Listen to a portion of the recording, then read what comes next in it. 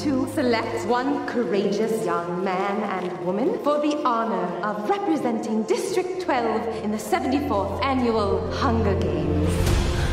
It's your first year, Prim. Your name's only been in there once. They're not gonna pick you.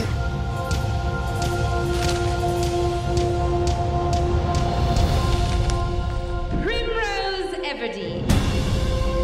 Prim! I volunteer! I volunteer as tribute. Yeah, they got the right idea with this movie. Let these little badass motherfuckers out here, put them in a game, let them kill themselves. Oh, you flunking school? Put you in the Hunger Games. Oh, you want to talk back to me? We'll see how it is when some 18-year-old stalking your ass through the woods. Yeah, all right. I love how they just get out that Hungry Hungry Hippo game and they make those kids play that goddamn thing to the death. It's awesome. Oh, did you only get 2 marbles? Boom, boom, boom, boom. Yeah. Boom, boom, boom, pow! To the gallows. Yeah, man. You lose. Me in the Hunger Games, like, yeah, I'm so excited to be in the Hunger Games. I'm going to be the least hungry of anybody. Yeah, you show up thinking it's an eating contest. And they're like, You're like, no, dude, you got to kill all these guys. They put those kids in the woods and they say, release the Cyrus. No, run! He's hungry. Y'all better run. I haven't eaten in 3 hours. Cyrus walked in a winner. Yeah, they try to pitch this movie as, wow, this is a very ominous future. And I'm like, I wish the future was now. I think these kids, they're bad today. They need this. I realize this is supposed to be like very dour and like a somber allegory for various and sundry, but I kind of want to see this show. Yeah. Don't mind at all. y'all are creeps, you know that? Oh, and are we the creeps? Or is the creep that 12-year-old that's packing a gun right now that needs to learn a lesson? Indeed. That's right. Oh, you want to pack a gun? Let's see if you can. Let's see how well you can use it when somebody's hunting you. The nomenclature I prefer is heartless, but thank you very much. Creeps will do, I suppose. I prefer the term asshole myself. I felt like that term was passé at this point. Yeah, I think that's my middle name now. Cora Asshole Coleman. I don't know. I can't get it up unless I see a 9-year-old get stabbed through the heart with a spear these days. Only one that Jesus. deserves it, okay? If you're a good kid, you don't have anything to worry about. I don't know about that, but it does make me want a cheeseburger. Watch it. My dick's getting hard. Hold on. Yeah, we got this this is a very popular term now, the young adult series. They have many books in that genre, try to take advantage of what they call that Harry Potter Twilight trend out there. Or I like to call those annoying books that I wish I could stop hearing about for once. yeah, but you know what?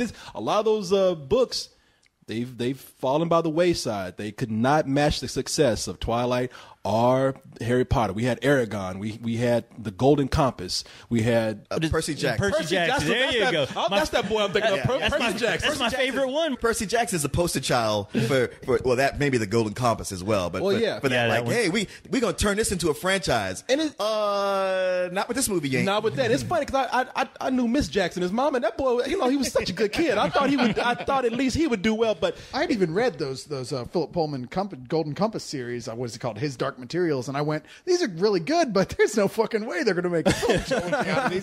They're all about how God and organized religion is the bad guy. Good luck selling that to mass audiences. Yeah, but this was one of those trilogies, the Hunger Games series, that really did sort of cross barriers, I think, with people. And even reading it was like, wow, I can totally see this being the next one. Well, it's almost like an adult novel that somebody came by and said, you know what? If you take all the sex out of this, and tone down the cussing, you could totally sell it to both audiences.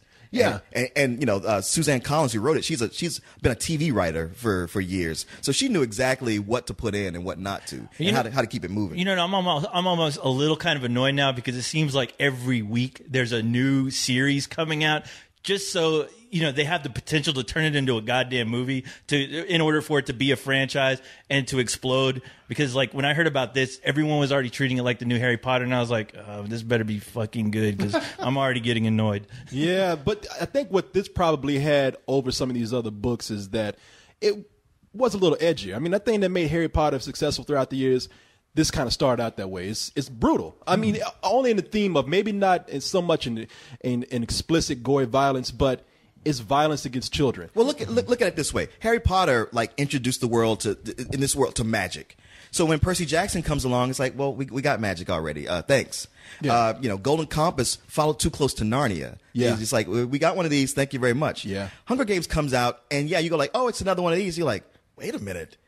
Damn, this shit is depressing and it's violent. It's and very somber. yeah, it's like, this is a different take on this whole thing. In the terms of like genre, it's something that they haven't got yet in this young adult series thing, which is post-apocalyptic science fiction. Yeah. So it's a niche that was waiting to be filled in the context of young adult series. Well, it's funny that you guys are talking about that because the whole time I'm thinking, well, they already did this. It was called Battle Royale, and it's a book that you can get right now. That's Japanese, really right? different. But I'm aware of it. But I'm aware of it. Okay. I'm aware of it, and so don't try to pretend it doesn't exist because it does. Yeah. And the fact is, people are going to compare this story to that book because there's a lot of similarities. Now, saying that, after seeing this movie, I can easily say, you know what, all you guys out there that are fighting that good fight about Battle Royale, don't worry about it. Don't worry about anything. These are two totally different. Doesn't feel the slightest bit that's what I was saying like from the beginning, because I remember seeing Battle Royale, and it was so much about the battle, about the kids fighting each other. Yeah, that's more of a fun action movie,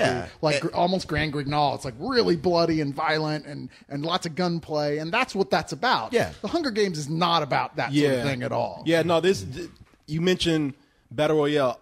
A lot of the younger people a lot of people have just been emailing all of us, I'm sure, like, man, what you think about that shit ripping off Battle Royale? I ain't seeing this. I got Battle Royale solidarity going on. And you know what? I was one of those people too. I was like, I've seen this before. If you don't know what Battle Royale is, it's a Japanese movie and manga that involves high school students being put on an island and having to kill each other until there's only one left. Well, the thing is, it's a book too. Don't forget, it was a book before it became a movie. Well, or now, was manga. it a manga or was it a novel? It was a novel. Okay. Yeah. Well, now you're just looking at this and you're like, man, that does sound familiar.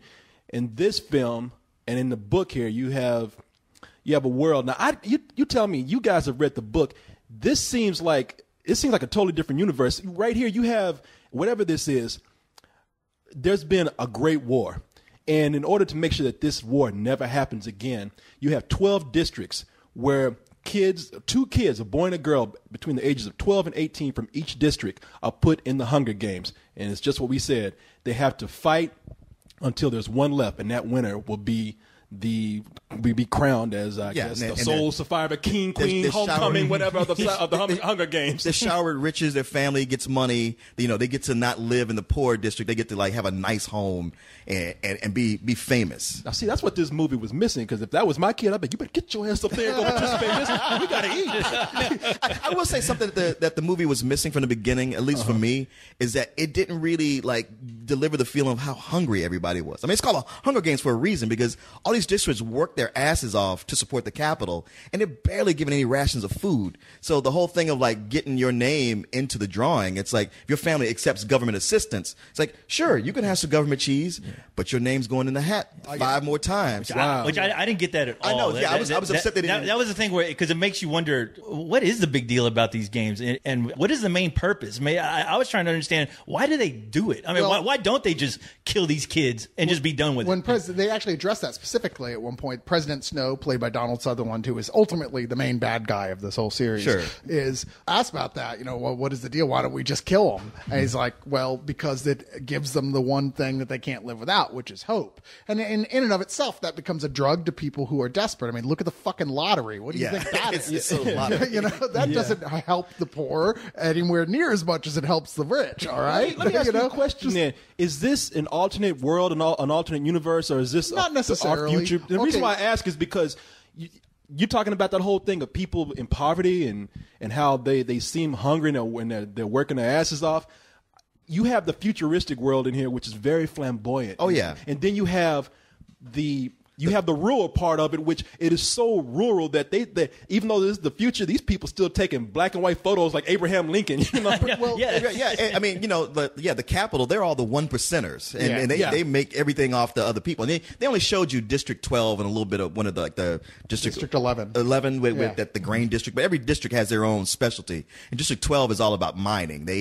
That's mining coal is what they do. Well, it looks like they're living in the 1800s. I mean, it really does. And then you realize there's a whole whole other world where Lady Gaga is dressing everybody along with Katy Perry. You know, where you're like, okay, this is kind of crazy. It's like I'm in the 1800s. Then I entered the fucking Muppet Show, where it's just like the most flamboyant, the most ridiculous, and I'm talking about some ridiculous looking costumes. This is like, let's say next year there's a nuclear war, and like the planet isn't wiped out, or humans aren't wiped out, but it sets back civilization 1,000 years, right? We're like, fuck, what do we do now? Our whole infrastructure, everything is gone. 500 years after that, finally somebody else has built up and started some new level of control. This is what the Hunger Games era basically is. I mean, it's a long time from now, but not so long as to where people are speaking a whole different language or something like that. It's like some different species have developed, probably, if nothing else, through genetic manipulation, which they insinuate. There's technology which is almost akin to magic. It's so advanced. And yet this group that's taken over is tyrannical as fuck. They just understand the concept of that, hey, man, you want to keep population under control, you have to, at the very least, entertain them. Yeah. And that's what the Hunger Games ultimately are. And I'm glad that you're here, Cyrus, to tell me all this. Because after watching the movie, I had no clue. Every time something happened, there's moments that things happen where I was like, okay, are we living in the world of magic or something? Like, something would happen where I'm like, that is really crazy and far-fetched. What kind of world is this? Like, because they really don't set it where just shit magically pops out of nowhere, and you get some Vicks Vapor Rub and you rub it on your cuts and you're magically healed. Yeah, you heard Chris Rock put that tussin on a break, a broken leg. That Robitussin, it works. Robitussin goodness. Now, think about Robitussin today, what it'll do. Think about futuristic Robitussin. Well, you're right, though. That's my number one criticism of this film, is that even so I'm enjoying it. I'm watching, I'm really enjoying it, but as it goes along, I realize, wow, I'm having to fill in the gaps a lot watching this film of stuff that is actually pretty goddamn vital information from the books, but is ineptly skipped over completely or just barely mentioned in the film. And what co-host says, it's my fear with something like this. Like, you take a book that I love, and it's like, man, I would want people to experience it if they're not going to read. And then I'm going like, all right, I know what happens because I read it, but I'm not sure this is translating well to people who come in new. Do they understand the importance of this? Like, that thing is very important, and it got mentioned in a sentence. And there's places where it slows down to really go into detail about stuff where I'm like, you know what?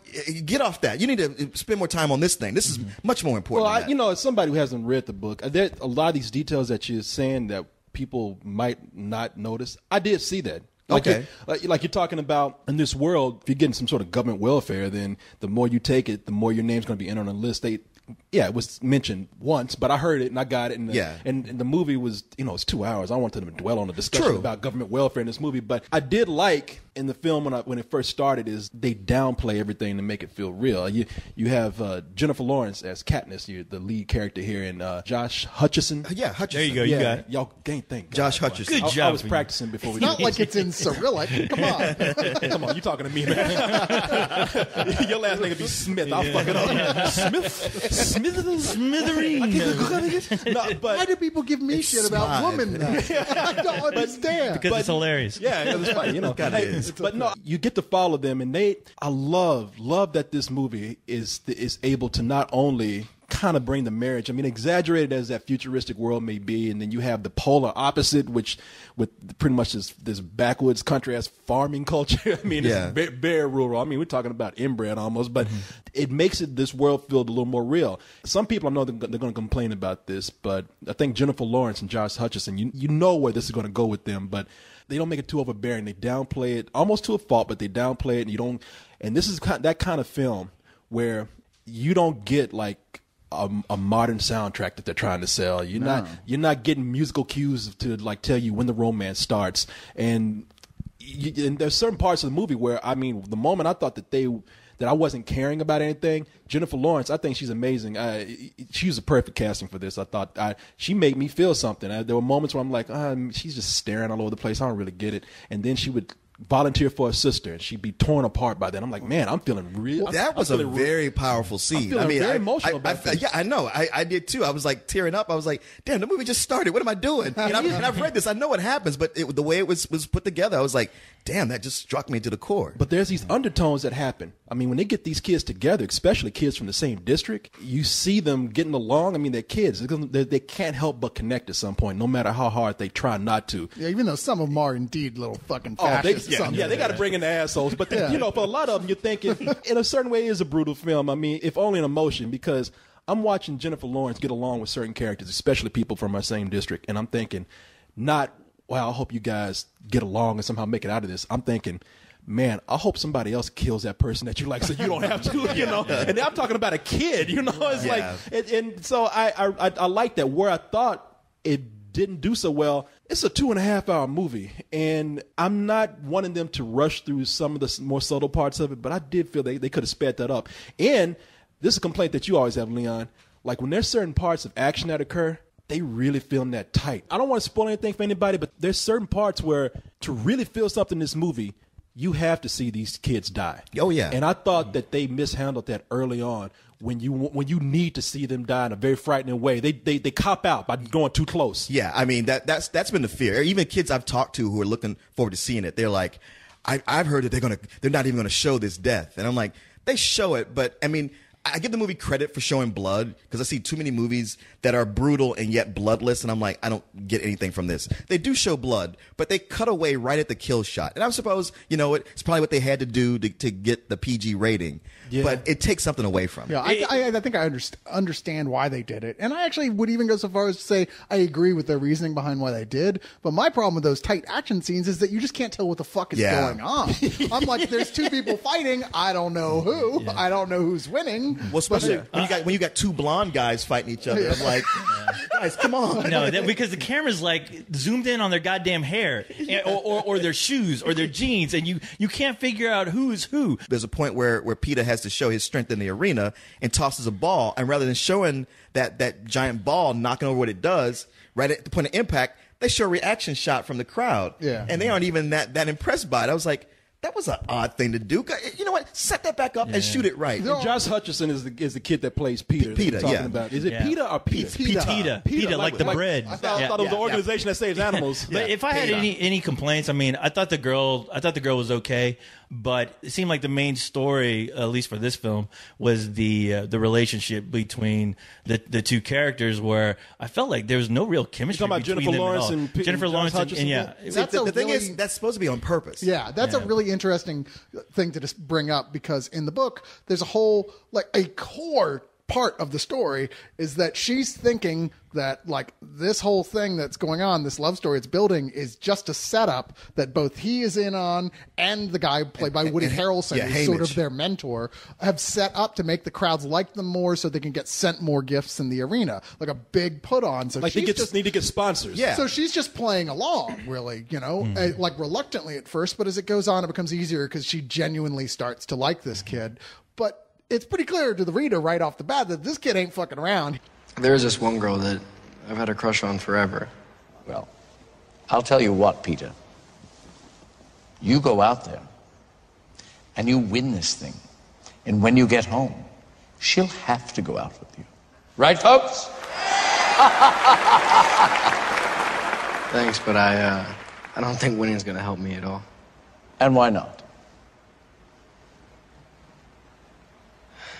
Because she came here with me. I mean, Katniss is something of a dumb 17-year-old girl in that she's got two guys who are in love with her, and she just doesn't see it. She's like, no, they just like me as friends.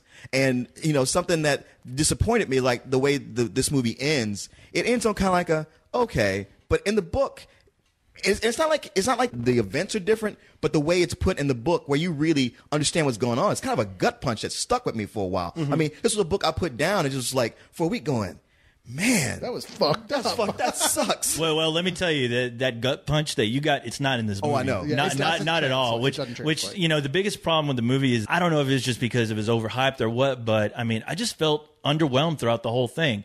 I like the main character, but I never got that sense of real dread, even though, you know, there's moments where you see it. I think there was like one scene in this movie that kind of had some resonance to where really it worked it better if I thought the two characters that they had, you know, during the scene were really bonded like the way they should have. You know, I'm caught in the middle of that, because early on it's just what I was saying. You're saying exactly what I'm saying. I'm like, man, I have no emotion right now for these kids dying because I can't see them die. You know, I don't, and I know I know that they have to, as you guys say, you know, they have to work towards a PG-13 rating, but they could have filmed around the actual violence. They could have done something to make the kids, because then you have an alliance going on in the film of kids who have trained their whole lives, almost their whole lives, for these games. They're professionals. They're bloodthirsty. They're ready to get out there.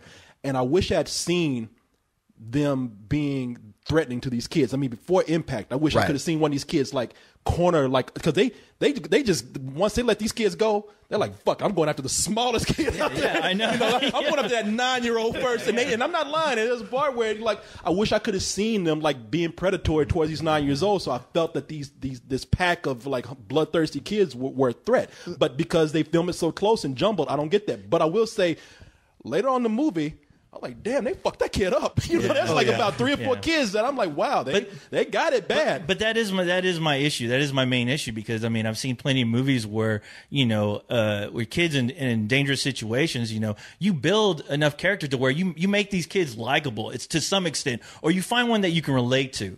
And that's kind of what I was really looking for. I was trying to find somebody in this group. It's like there's a lot of kids. There's a lot to explore here with these kids. Why they're in this game. Why they're doing it. Right. And you know, it would have made their deaths that much more interesting and sad. Well, you know? here's the thing: it's like, all right, Katniss is an interesting character in fiction because she is not heroic in many ways. Like early on, yes, she volunteers for her little sister to fill in for the Hunger Games, which by default you like her, and yet she's really kind of unlikable and dour and mean-spirited and angry. And the series is about her sort of ending up getting in touch with herself, but so it's all done from a first-person point of view, so it's all internal dialogue, something you can't do because the book is actually done in first person. She's narrating, right? Yeah, exactly. Right. So knowing how she feels about everything, it gives you, so much more depth. We always say that narration sometimes is a cop out.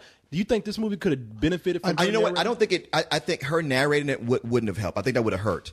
But I do think having the commentators on more to just keep a more of a running commentary to make it feel more like, hey, you're watching a TV show, a very vulgar, perverse TV show. That would have been better. But as it is, they pop up so randomly. It's like they only come in to go like, oh, let us do some exposition on what you might have missed. There's a couple key pieces of information here, like as we mentioned earlier, about like the truth behind their relationship that they even had an opportunity to get into, because there's another character named Rue that's in here that she befriends at one point, and they have a lot more time together in the book than they do in the movie. It's actually a very small part of the movie overall, which is why it doesn't have anywhere near as much impact. But you're like, okay, you could have had all that stuff come out, like this, what's really going on in Katniss's head, because Peta's not around to hear it, in a conversation with her. I'm like, well, why didn't you do that? You don't need the narration. You just take advantage of what's already there. I thought on the whole, Jennifer Lawrence, and she really is an amazing young actress, she pulls off so much just through her performance here that isn't even said out loud. I think that she gets they get a lot of mileage out of her, and they know they've got a good thing, and so they really do focus on her, but sometimes they forget to focus on the other characters as well. Yeah, but I will give the film credit for it having its slow moments, especially with her, because I mean, for an actress, she's really great. You could just tell by her body language exactly what she's going through. There's moments where, before the game starts, I noticed like her cheeks were shaking because she was like, terrified of entering this game. Oh, you looking at her ass cheeks? I was talking about her ass cheeks. I was talking about her ass cheeks, but this girl's legal, right? But there's times when, I did feel like I was watching First Blood, where I'm like, Rambo, she's like, she's up in the tree doing her thing, and I'm just like, all right, this is cool, but right now I wish something would happen. I wish this really, I don't want to go through this game in real time. Without the internal dialogue, you do feel like, okay, you probably could speed this up, and yet at the same time, like I said, there's so much that is left out. I just feel like they just didn't quite find the angle of the way to tell the important aspects of the story in this character. I kept thinking about like the first Harry Potter movie, where it's like, well, man, you did an accurate job of grabbing the stuff in the book, and yet there's some important emotional things here that you left behind just so you could cram in all these little details. And it's like you need a Alfonso Cuarón who could come in and go like, look, some of this I'm going to leave out. You're going to have to eat it, but I'm going to really pump up these other things and make you go home, make you cry while you watch this movie. And especially in the context of all three books here, which are already written when they even started making this film, it was like, okay, I'm really wondering why there's some stuff that you're largely ignoring when it's super important later on. I don't know, man. It's a balance. Well, for some things, I felt like they didn't give enough credit to, or give enough attention to, or enough development. Like Donald Sutherland as the president. I mean, he's great, but every time they cut to him, that son of a bitch is cutting flowers. Every time they cut to him, he's out there, yes, we must kill these children to mush them and put them in my gardenia garden. And like, hey, man, you know. He's in this movie more than he was in the book. Is he? To be fair. Yeah. Like, Okay. he's not really a primary character until the next two books. All right. Well, that's okay. But, you know, I just, in the movie, I just felt like, does he do anything else besides stay in his fucking garden? But then there are characters on the side. Like, I tell you who I found the most interesting. I don't know how much of a major character this person was in the book, but in the movie, I just found him compelling, maybe because they surprised me as an actor. Lenny Kravitz. Oh, yeah. Who's great. It's funny because I did not care for Lenny Kravitz. Oh, really? I loved him in this. He plays Katniss, her fashion advisor, her head stylist. Yeah, stylist. Yeah, he gets her ready to like win over the sponsors, which you need sponsors in this world because when your ass is down and out, sponsors will be the ones to send in medicine or food on an umbrella. And he's like, hey, look, if you want to live, I gotta make you look good, girl. Yeah. So you know, and then there's one character. And I you didn't like him? Why you like? I loved him. Honestly, his character in the book makes such an impact, and I thought, you know what, Lenny Kravitz for he's a good actor for a singer, but he just did not have the. I needed him to be a little bit more flamboyant, a little bit more emotional, a little bit more committed. It looked like, well, he did okay, but he's not. I'm not walking away from this going like, wow, I love that guy. So I needed RuPaul then. What you're saying? No, well, I'm not as extreme as RuPaul. I'm not saying he needed to be gay, but he needed to be. He just didn't have that emotional content. See, I thought his character was kind of fucked up because the whole time I'm thinking, wow, okay, Lenny Kravitz's character is being really compassionate towards these kids who he's pretty much getting them ready to die. You know, where that to me didn't make any sense. It's like, wow, you seem so compassionate. You care about this kid. You know, you're almost taking them on your own.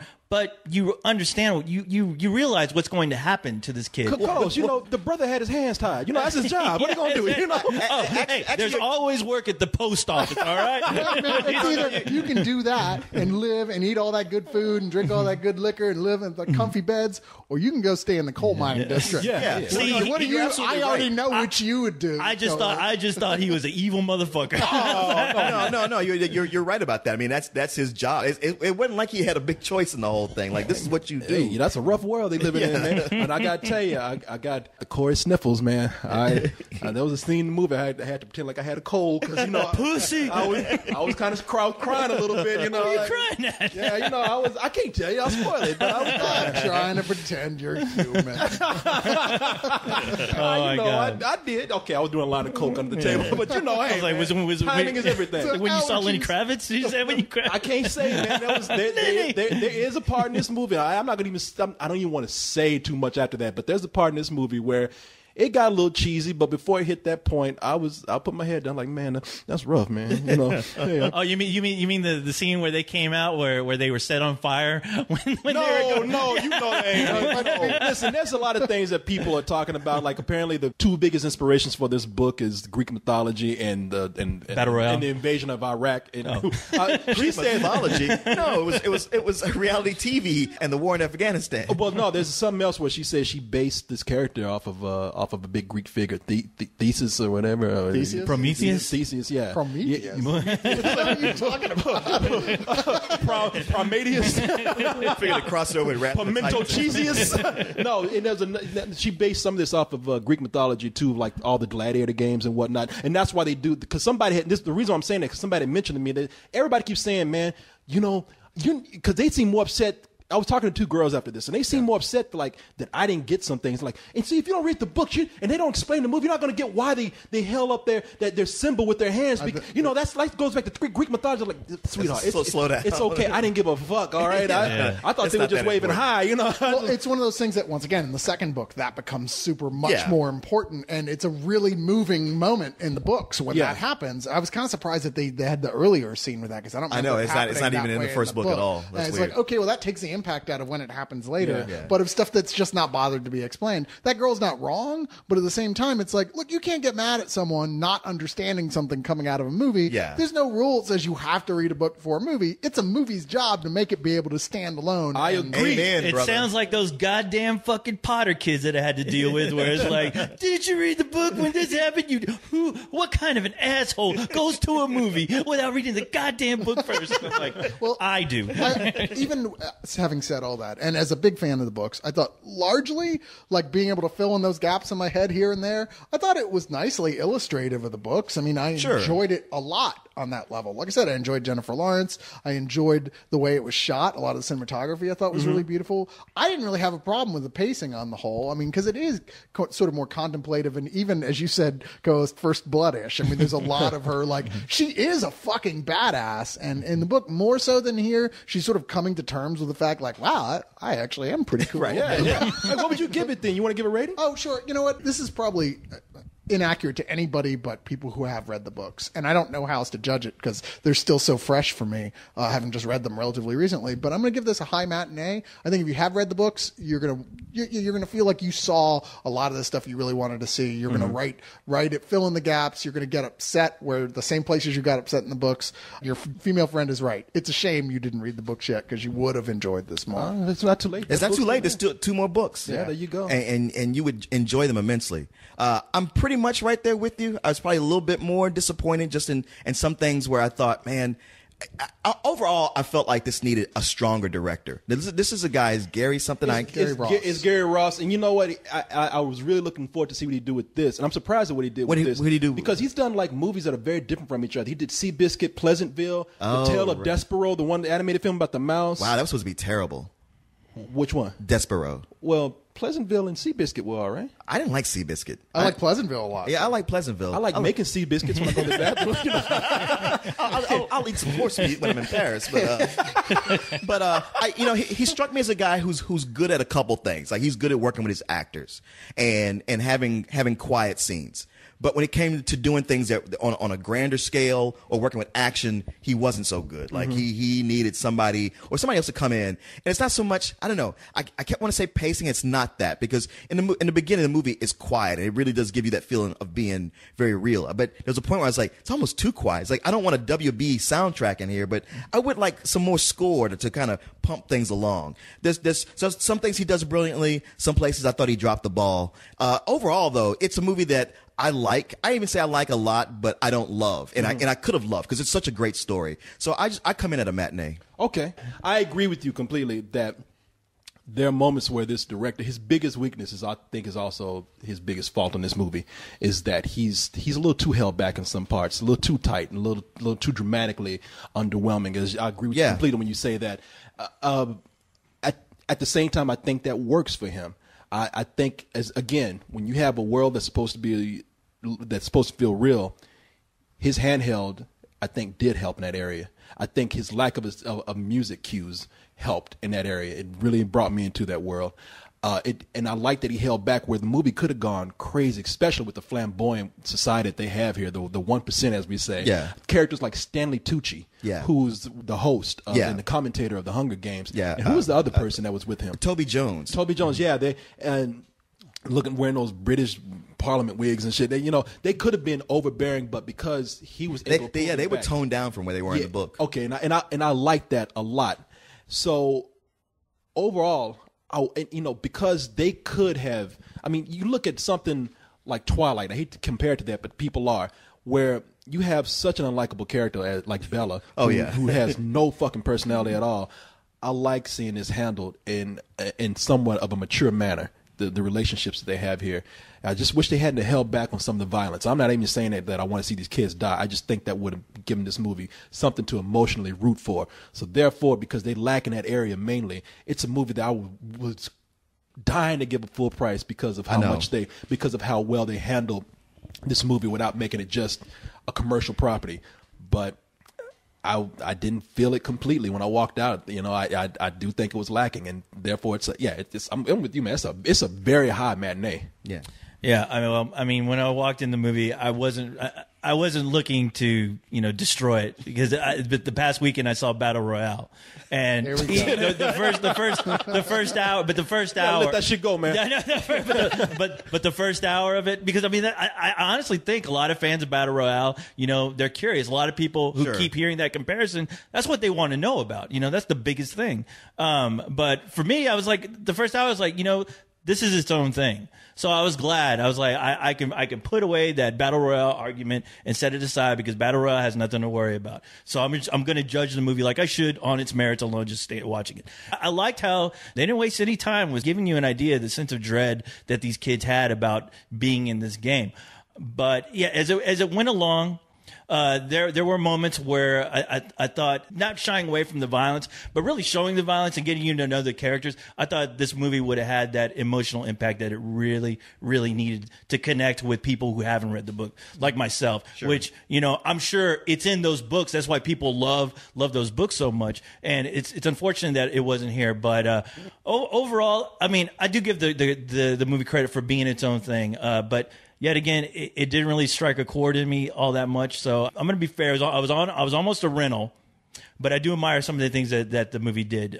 So I'm going to give it a matinee. Wow. You know what? Yeah. You give it a matinee, I feel like that's a full price. I know, right? Well, you know, it's a, I hate saying it, low matinee in some ways. I'm being very nice, but I mean, I do respect what it was trying to do.